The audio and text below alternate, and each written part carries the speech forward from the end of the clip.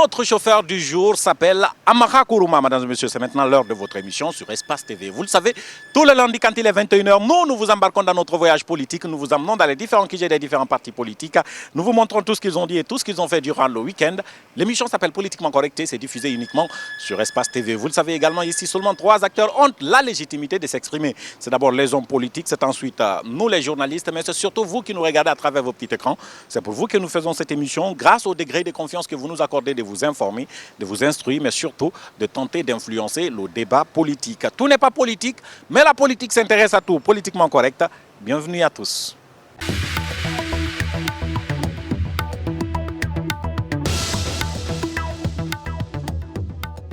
Notre but, c'est de vous amener dans les différents QG des différents partis politiques.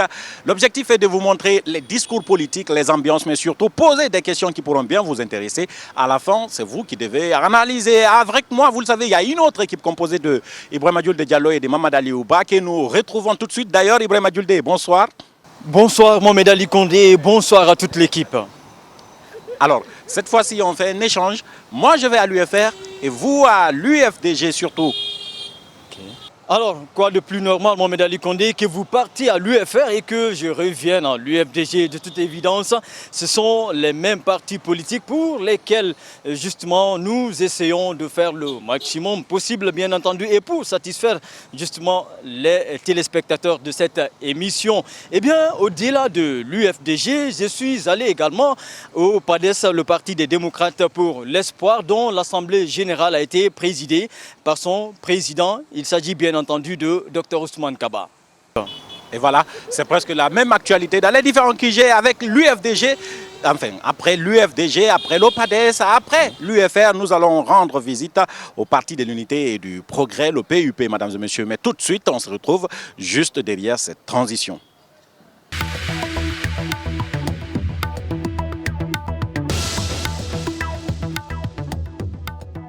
On pose nos bagages chez les Républicains, mesdames et messieurs. Bienvenue à l'UFR, Union des forces républicaines. Sinon, c'est la troisième force politique du pays. C'est ici que nous allons voir. Est-ce que l'UFR se prépare pour les prochaines élections législatives? Oui ou non? Nous allons entrer avec vous, assister à l'Assemblée générale hebdomadaire. On nous apprend également qu'il y a la dame Hadja Dafé qui est là, Mohamed Tal également, et surtout le vice-président Goyo Zoumanigui. Avec vous, donc, nous allons entrer vous montrer tout ce que vous allez voir dans les conditions directes, politiquement correctes.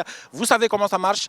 C'est de l'ambiance, des discours, mais ensuite c'est de l'interview politique. Bienvenue à tous.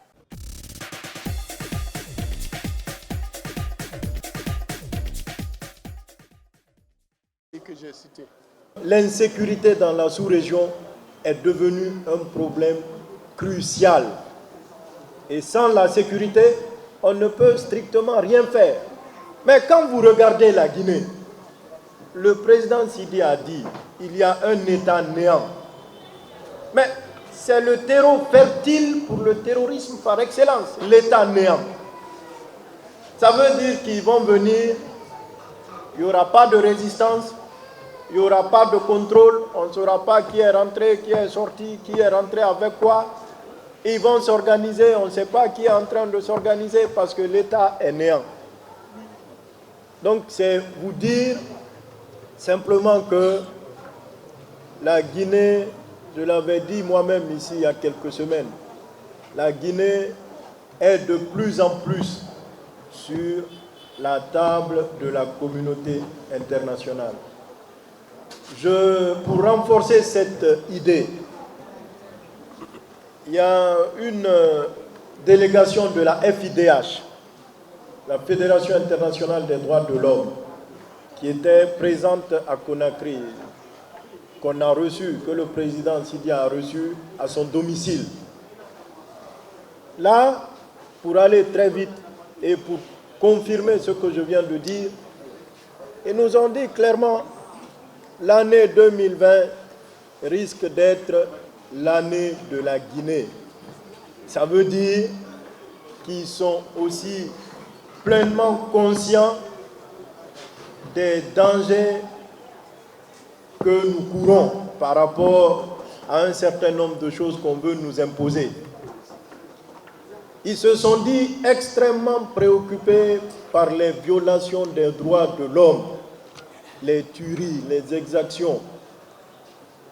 et la volonté de donner un caractère ethnique au problème guinéen. Ça aussi, c'est une grande préoccupation pour eux parce que sous d'autres cieux, c'est généralement de cette manière-là qu'on est arrivé au chaos. Opposer les communautés les unes aux autres. Ça, c'est une grande préoccupation. Je voudrais vraiment vous rassurer que l'on se rassure dans le combat pour la démocratie en Guinée, le combat que nous menons contre le troisième mandat, pour le respect des différents droits, pour le respect de la Constitution, nous ne sommes pas seuls. Pas du tout. C'est le professeur Alpha qui est seul. Nous sommes du côté de la raison, nous sommes du côté de ce qui est le mieux partagé dans le monde. Et donc, tous les démocrates du monde, tous ceux qui ont le souci de la stabilité dans la sous-région, du progrès socio-économique, tous ces gens-là sont de notre côté. C'est une raison suffisante pour renforcer notre détermination. Parce que généralement, quand on est dans ce genre de contexte, de situation, la réussite est inévitable. Il faut qu'on continue, la victoire n'est plus loin. NDI et la CEDEAO ont dépêché une mission de bonne volonté avec deux personnalités, deux anciens chefs d'État. L'ancien chef d'État du Bénin, son Excellence Nicéphore Soglo, et l'ancien chef d'État du Nigeria, son Excellence Jonathan Goodluck. Ces deux personnalités ont passé 5 jours en Guinée et ont fait hier une conférence de presse. Mais avant de lui passer le micro, je voudrais vous dire que ces deux chefs d'État ont été reçus par le président de l'Assemblée nationale en présence d'un certain nombre de vice-présidents de l'Assemblée nationale. Et au cours de cet entretien, les chefs d'État ont fait comprendre aux représentants de l'Assemblée nationale qu'ils sont venus vraiment pour éviter à la Guinée de connaître une crise majeure. Vous savez bien que dans nos pays africains, ce sont les mauvaises élections qui sont à la base des crises majeures. Quand une élection est mal faite, les conséquences sont très graves. Et pour preuve, nous ne pouvons que citer nos propres exemples qui sont les dernières élections communales qui ne sont pas terminées et qui nous font courir jusqu'à présent. Donc, ces deux chefs d'État ont souhaité vraiment que les Guinéens mettent balle à terre et appliquent les lois qui sont les leurs. C'est-à-dire que nous devons respecter nos propres lois. Si nous ne respectons pas nos propres lois, alors ça veut dire que même l'Assemblée, le travail qu'elle fait, c'est zéro. On a entendu un ministre dire que la constitution actuelle de la Guinée est un chiffon. Mais on est où là? Quand vous considérez que votre propre constitution est un chiffon et vous êtes ministre de la République, vous êtes quoi alors? Vous êtes plus que torchon. Et si on continue, on peut dire d'autres choses que soit les journalistes ou les juristes vont considérer comme des injures. Mais ça veut dire que le gouvernement qui est là, c'est un gouvernement torchon.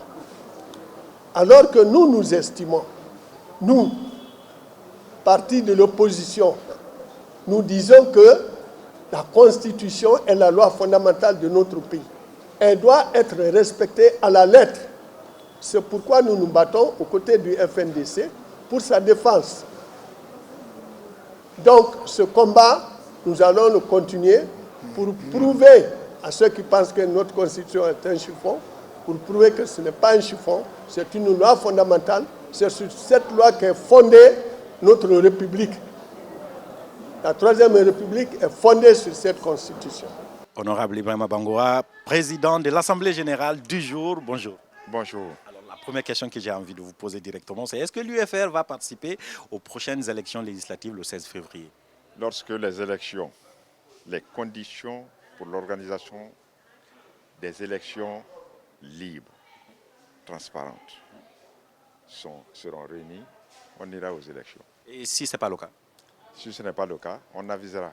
Vous aviserez. Pour l'instant, il faut que les conditions des élections libres et transparentes et acceptées par tous soient réunies pour qu'on aille aux élections. On a ouvert le dépôt de la liste des candidatures. Est-ce que la liste de l'UFR est prête? Je vous dis, la liste de l'UFR est prête, bien entendu. Parce que nous, on sait que l'UFR avait été secoué à un moment donné avec des non, est-ce que je vais appeler des démissions? Des démissions, pas de façon express, mais de façon tacite. D'autres, vous les avez juste laissés pour compte. On sait que l'UFR a été secoué à un moment donné. Vous avez perdu des députés, par exemple. Je pense à Baïdi Haribo, je pense au conseiller du président, je pense au député de Matoto Doumbouya. Ça n'affecte pas le parti? Pas du tout. Vous savez que l'UFR est un grand parti. Nous avons pléthore de candidatures. Je crois que vous avez vu l'engouement qu'il y avait aujourd'hui à l'Assemblée générale. Cet engouement-là, c'est la pré-campagne que les gens, vous êtes candidat? Sont venus. Bien sûr, je suis candidat. Vous voulez... Je suis candidat et je serai certainement député. Votre deuxième mandat? Mon deuxième mandat, bien sûr. Deuxième mandat en tant que député, donc ça c'était juste pour rigoler. Alors, on nous apprend qu'il y a des commissaires qui menacent au niveau de la CENI. Ils ne sont pas d'accord avec la façon dont le processus est conduit. Est-ce que ce sont des commissaires de l'opposition? Je pense que la manière dont ce processus est conduit, avec toutes les anomalies que nous avons enregistrées lors de cette révision électorale, je crois qu'il y a de quoi se mouvoir. Ces députés doivent se mouvoir et tirer la sonnette d'alarme et protester de la manière dont les choses se font. On sait que vous êtes représenté au niveau de la CENI. Vous avez un commissaire. Mais bien sûr, nous avons... D'accord, donc ce sont des commissaires de l'opposition qui menacent. Deux commissaires même. Deux commissaires, oui. Mais je vous dirais que une fois que les commissaires sont à la CENI, une fois qu'ils ont prêté... Honorable, on connaît la récitation, ça c'est la loi qui dit ça, mais on sait.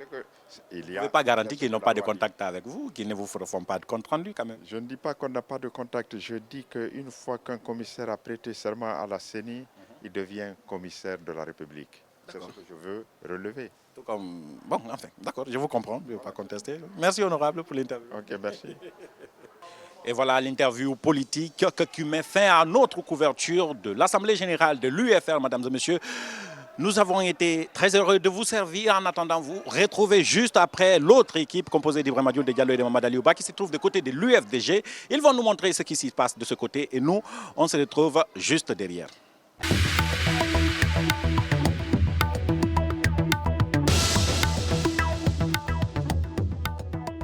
Bonsoir, bienvenue au PADES. C'est le parti des démocrates pour l'espoir. Vous le savez également, c'est le parti de Dr Ousmane Kaba. Eh bien, c'est lui-même qui va présider l'Assemblée générale de ce week-end. Vous le savez, l'actualité, c'est bien cette visite des chefs d'État de la sous-région, disons africains, et qui sont venus à Conakry pour justement évaluer le processus électoral.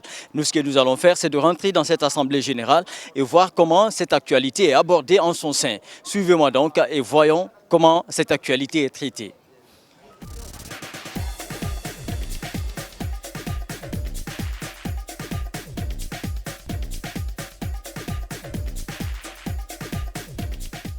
Interview politique, vous êtes toujours dans votre émission Politiquement Correct et nous sommes avec le président du PADES. Bonsoir, président.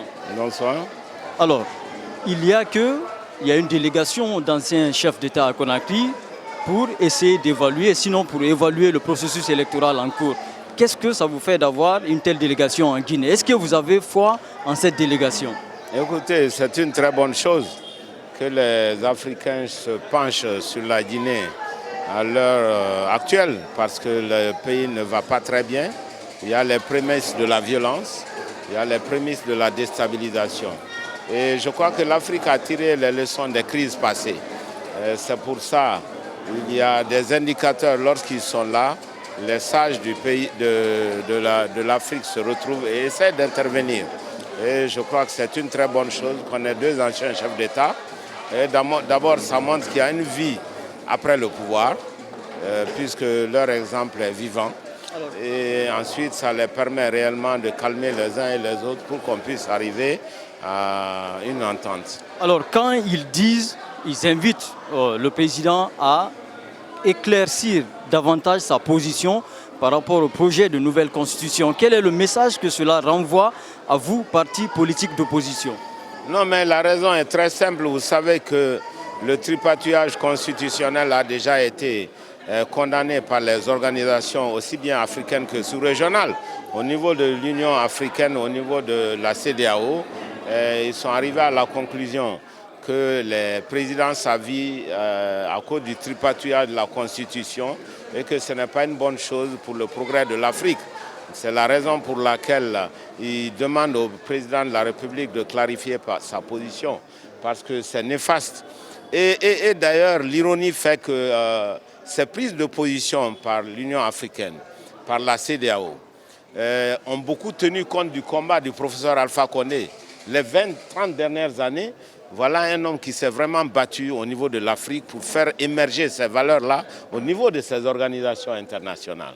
Donc le fait que l'Union africaine et la CEDEAO se prononcent aujourd'hui contre les présidences à vie, contre le tripatouillage de la Constitution, c'est dû en partie au travail d'un homme qui s'appelle le professeur Alpha Condé à l'époque.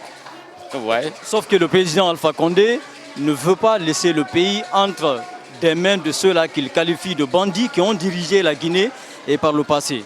Enfin, avec tout le respect que je dois au président de la République, mon aîné, il ne lui appartient pas de désigner le prochain président de la Guinée. C'est au peuple de Guinée de choisir qui va assumer sa destinée. Je crois que c'est au peuple souverain de le dire. Nous ne sommes pas dans une royauté et on fait son mandat et on s'en va. On a le droit de renforcer son parti, d'aider le candidat de son parti, mais on ne choisit pas les autres présidents de la République. Alors, cette possibilité, Monsieur le Président, est offerte au peuple de Guinée à travers un recensement qui est en cours, sauf que ce recensement est décrié par beaucoup de partis d'opposition également. Ce n'est pas décrié par certains, c'est décrié par tout le monde parce qu'il y a eu des abus. D'abord, nous avons vu le manque de récépissés dans certains bureaux de recensement, ce qui n'est pas du tout normal, parce que la CENI est responsable de cela. Nous avons vu également l'enrôlement des mineurs dans beaucoup de régions, ce qui n'est pas du tout normal. Quand votre ville natale est d'ailleurs pointée du doigt, il semble qu'il y a beaucoup de mineurs qui sont enrôlés dans votre ville natale. Je n'en sais rien, mais ce n'est pas Cancan seulement, c'est toute la Guinée. Et d'ailleurs, ce n'est pas seulement au niveau du pouvoir, aussi de l'opposition. Donc, ça veut dire que vous, opposition, vous contribuez à enrôler des mineurs dans le fichier? L'opposition est plurielle. Vous savez, quand moi je viens à la politique, je ne fais pas de la politique politicienne. Je ne suis pas prêt à fouler aux pieds les valeurs morales et éthiques qui doivent former la vie d'un homme. Je crois qu'en Guinée, nous avons trop tendance à tout mettre sur la tête d'un président de la République. Les responsables de la CENI sont responsables. C'est une commission indépendante. Donc on ne peut pas tout ramener à une seule personne. Les Guinéens qui sont à différents postes de responsabilité doivent assumer leurs responsabilités. Si on enrôle des mineurs, c'est à la CENI et à ses démembrements de mettre fin à cette dérive. Le PADES ira-t-il aux législatives prochaines? J'ai toujours dit que la vocation de tous les partis, c'est d'aller aux élections, y compris le PADES. Même avec ce fichier? Mais il n'est pas fini, le fichier. Voilà le problème. Mais on ne peut pas dire au départ, je ne vais pas à une élection. Il faut être cohérent. C'est nous qui nous battons ici pour dire qu'il n'y a pas de respect des dates constitutionnelles des élections. Nous nous sommes battus parce que les élections législatives qui devaient avoir lieu en 2011 ont eu lieu qu'en 2013. Nous nous sommes battus pour dire que le mandat est terminé, il faut vite mettre en place une nouvelle Assemblée nationale, faire de nouvelles élections. Mais au moment où on annonce ces nouvelles élections, on ne peut pas venir pour dire je ne suis pas pour les élections. Je crois qu'il faut être cohérent. Merci bien. Je vous en prie. Eh bien, vous l'avez compris, nous étions avec le président du PADES, Dr Ousmane Kaba. C'est cette interview justement qui met fin à l'Assemblée générale du PADES. Le temps pour nous justement de nous retrouver du côté de l'UFDG.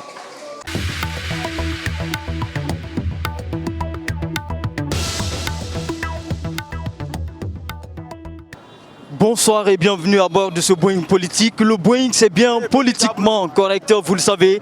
C'est tous les week-ends au QG des formations politiques de notre pays. Eh bien, nous sommes ce week-end au QG donc de l'UFDG, l'Union des forces démocratiques de Guinée. Vous le savez, c'est le principal parti donc de l'opposition guinéenne. Eh bien, nous sommes là. L'actualité, vous le savez également, c'est cette visite des anciens chefs d'État dans notre pays. Les conclusions donc du rapport, sinon les recommandations ont été faites aux différentes parties cette semaine.